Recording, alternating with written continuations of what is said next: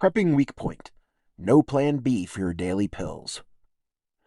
Most essentials can be stockpiled or substituted.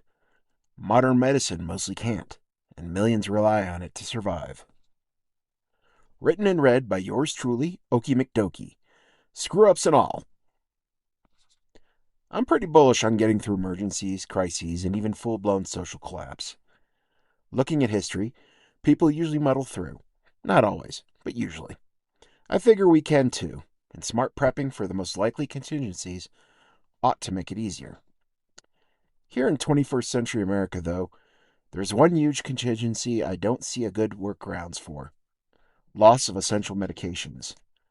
By essential, I mean medications people have to take continuously to stay stable, whether that means surviving until tomorrow or preventing predictable physical or cognitive decline over days, weeks, or months. Tens of millions of Americans, likely around 1 in 5, depend on continuous access to medication just to keep going. The percentages climb fast with age, and as the population continues to age, that dependency only grows. But there are vulnerable people in every age group. If you're not American, the numbers in your country are probably in the same ballpark. Modern medicine isn't something you can cook on the stove. It depends on sophisticated tech, stable electricity, climate-controlled refrigeration, and long international supply chains. The United States is woven deeply into that web. Tug hard enough on any strand: energy, shipping, finance, and a lot of people feel it. Roughly 3/4 of the facilities making drugs for the U.S. market are overseas, and somewhere around 60 to 80% of the active ingredients are imported, mostly from India and China. Even pills that say "made in the USA" usually rely on foreign inputs somewhere upstream. Very few medications are fully domestic, from raw precursor to pharmacy shelf. And even if we reshored most of that production, we'd still be talking about a complicated high-tech system that only works as long as a whole lot of moving parts keep moving and getting paid. Right now, in fairly normal times, the system already hiccups. Take levothyroxine, the synthetic thyroid hormone taken by roughly 4 to 6% of Americans. We see periodic shortages from manufacturing delays, ingredient disruptions, recalls, and plain old bottlenecks. A lot of production has been concentrated in Puerto Rico. When Hurricane Maria hit in 2017, it knocked pharmaceutical plants offline, and some people couldn't get their prescriptions filled on time.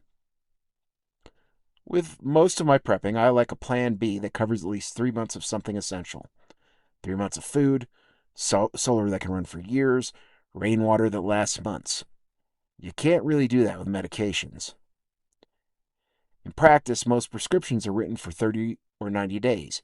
Even at 90 days, that's only 3 months, and usually less because you're rarely sitting on a full bottle in reserve. If it's a 30-day prescription, your real cushion might be closer to 2 weeks. Yes, you can try to game the refill timing a bit. Refill as soon as allowed, let the bottles overlap, slowly build a margin. Do it carefully and consistently, and you might stack up a little buffer. I've tried. I haven't managed to build much. Too many small glitches: insurance delays, pharmacy back orders, life getting in the way, derail the plan. And it's not like pharmacies or manufacturers are sitting on giant backroom reserves either. Like most modern logistics, medications are made and shipped largely just in time. That's efficient. It keeps costs down. It also means there isn't much slack. We saw during COVID how quickly so-called efficiency can break. There's no national warehouse full of routine chronic medications waiting for a rainy day. Retail pharmacies usually carry days or weeks of supply, not seasons. Wholesalers keep product moving through the pipeline, but that's inventory in motion, not a deep well. For many drugs, the total buffer in the system is measured in weeks. To be clear, the most likely failure mode isn't that essential medications vanish overnight.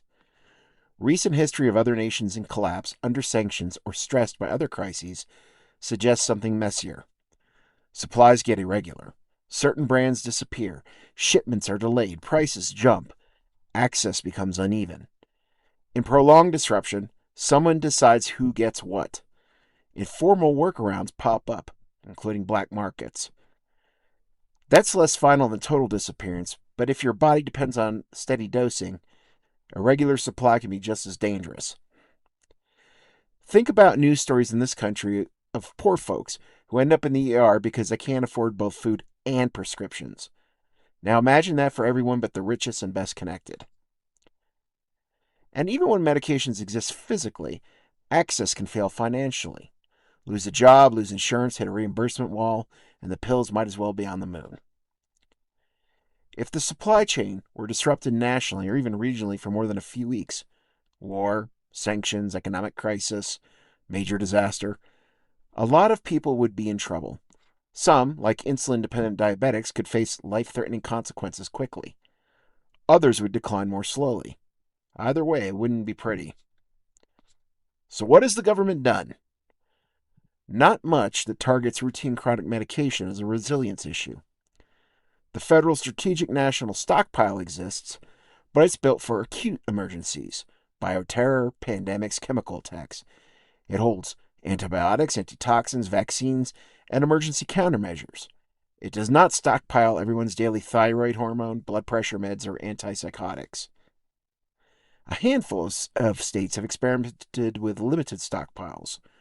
Abortion medications here, emergency insulin access there, but these are narrow efforts, not broad systems capable of sustaining tens of millions of chronically medicated people. There is no diversified nationwide reserve of everyday essential drugs. So, what's a regular person to do? At the individual level, your options are thin. You can try to build a modest cushion through careful refill timing. You can talk to your doctor about therapeutic equivalents. Beyond that, the legal doors narrow quickly. This isn't something you patch with kitchen remedies. You might think about getting a backup supply from another country by mail or by traveling. But federal law generally prohibits importing prescription drugs for personal use, even when they're legally prescribed and dispensed abroad. The FDA sometimes exercises enforcement discretion for small personal quantities, but there's no guaranteed right to bring them across the border. Shipments can be seized, travelers can be stopped, and once you step outside tightly regulated domestic supply chains, quality becomes harder to verify. Storage conditions, sourcing, and even authenticity can be murky. So, doable, but risky. In short, there is no clean, simple plan B. If there's a path forward, it probably isn't individual. It's structural and political. That might mean diversifying domestic manufacturing. It might mean nonprofit or public interest stockpiles with proper rotation. It might mean small-scale, local, legally compliant production models for certain drugs where that's technically feasible.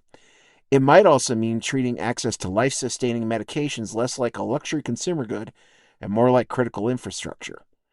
None of that is easy. All of it would take policy work and sustained attention. But if tens of millions of people depend on continuous access to medication just to remain stable, then building redundancy into that system isn't some luxury add-on. It's basic resilience. Here's the ugly truth. We've invented medicines that keep millions alive and stable, and made ourselves dependent on a system so intricate that if it stumbles, those same millions are put at risk. That's not something you solve with a little plucky prepping.